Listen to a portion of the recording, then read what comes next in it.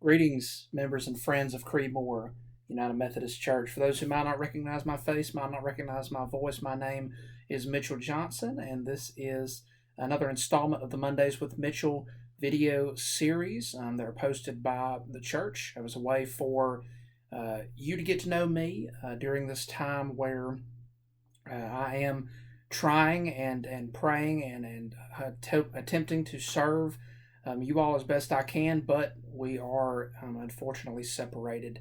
And so this technological avenue is the route through which we have to go for the time being.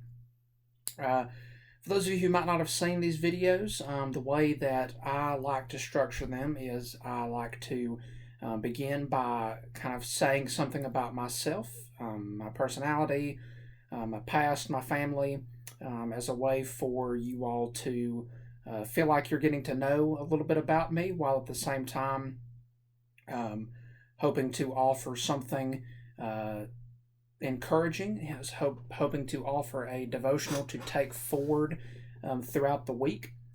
So, in thinking about what I wanted to um, share about myself for this week installment, I thought that there would be no better place to go than a place that I don't think I've gone yet in any of these videos, and that would be what sits back above my head up there on the wall, and talk a little bit about the education that I've gotten in my life. I went to John S. Jones Elementary School, which is the same elementary school that both of my parents went to. It's about a mile or so from our house. Went there from kindergarten through fifth grade. Then went to Rainbow Middle School, which is directly across the street. Our orientation day, the fifth grade, just walks out the back door and walks across the street and goes into the middle school gymnasium. I was there for sixth, seventh, and eighth grade. And then for high school, which is what is up on the wall behind me there, I went to Southside High School in Southside, Alabama. Rainbow City, where I live, does not have a high school, so all of the kids from Rainbow City go across the river to Southside. And I was there my 9th, 10th, 11th, and 12th grade years. I graduated from there in 2015. My family members like to give me a hard time sometimes because I graduated lowest from a ranking standpoint of anybody in my immediate family. I graduated somewhere down in the 40s, I think, of our class.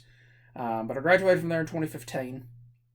And in terms of undergrad, I think that my undergrad decision was an interesting one, considering people who know my family really well know that we are avid supporters of the University of Alabama, not only in sports, but in really just in about everything. My dad graduated from there in 1991. And so, for most of my life, most people kind of relegated it as a foregone conclusion that I would attend the University of Alabama for college. But after visiting a couple of places and doing some research and weighing scholarship offers, I decided to go to Birmingham Southern College in Birmingham, Alabama, which is about halfway in between where I live in Rainbow City and Tuscaloosa, where the University of Alabama is. So I almost made it down there, but not quite. Birmingham Southern is a very small school, comprised of about, when I was there, about 1,600 students. And I was there from 2015 to 2019. Graduated in May of 2019 with a Bachelor of Arts in Religion and History. And there's really nothing about my education that I regret. Nothing about it that I would change. At least nothing that I have the ability that I would have had the ability to change. There's not a school that I went to that I regret going to. I think I turned out perfectly fine for somebody who went through the public school system. And yeah, I've been very blessed and I'm very thankful for the educational opportunities that I've received. Which, speaking of opportunities received, I want us to stop for a minute and consider the opportunities that we might have missed in our lives. This could be anything from a job opportunity, to a relationship opportunity, to something as simple as not trying out for the baseball team when you were in middle school. A missed opportunity. When I think about missed opportunities, I'm reminded not so much about the act and the event of missing that opportunity. Instead, I'm reminded more of the aftermath. What did I do after I missed the opportunity? What did I do after letting something go that I might have really wanted? And in thinking about that, I'm reminded of Peter. In the Gospels, there's an instance where Peter and the rest of the disciples are on a boat out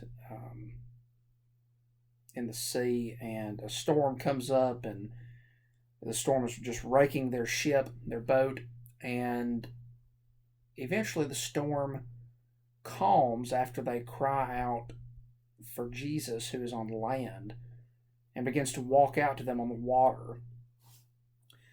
And he calls out for Peter to step out of the boat and walk to him on the water. And Peter steps out and begins to walk towards him, walking on the water, until he takes his eyes off of Jesus and he begins to sink.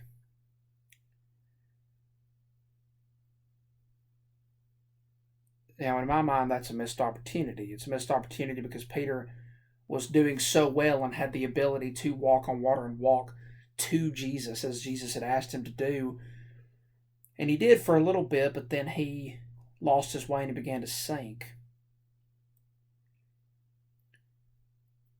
The encouragement that I take away from that encounter is simple, and yet something that I think we all need to be reminded of from time to time, is that Jesus did not scold Peter when he reached down and pulled him from the water. Instead, he reassures him, and he does not say that Peter will never again have the opportunity to attempt to walk on the water again or do something else. Sometimes I think when we miss opportunities in life, we become so hard on ourselves that it limits our ability to do other things. We miss one opportunity, and because of that, we think that we are then unable to do something else, even if that something else has nothing to do with the opportunity that we might have missed.